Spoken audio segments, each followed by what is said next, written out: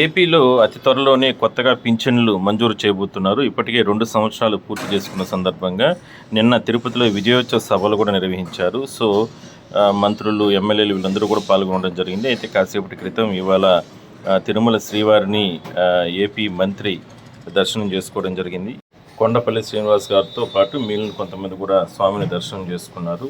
So ప్రజలకు మంచి జరగాలి, ప్రభుత్వానికి శ్రీవారి ఆశీస్సులు ఉండాలని చెప్పి కూడా వాళ్ళు కోరుకోవడం జరిగింది.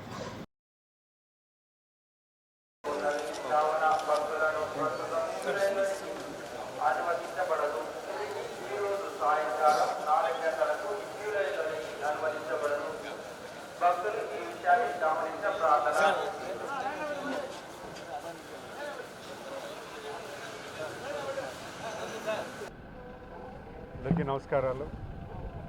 ఈరోజు జూన్ 12వ తారీఖున ప్రభుత్వం ఏర్పాటు 2 సంవత్సరాలు కావస్తున్నా ఈరోజు తిరుపతి తిరుమల స్వామివారి దర్శనం చేసుకోవడం జరిగింది. చాలా సంతోషం. ఎందుకంటే ఈరోజు అనేక విధాలుగా రాష్ట్ర ప్రగతి పట్ల గౌరవ ముఖ్యమంత్రి గారి నాయకత్వంలో అందరూ కూడా కలిసి పనిచేయడం జరుగుతుంది.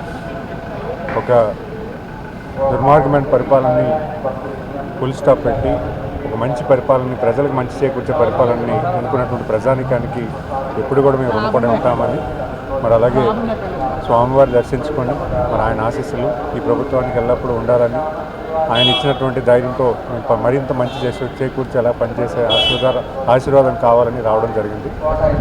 నా కాలినడకతో ఈరోజు నిన్న స్వామివారిని కొండపైకి రావడం జరిగింది. అలాగే దర్శనం చేసుకోవడం జరిగింది.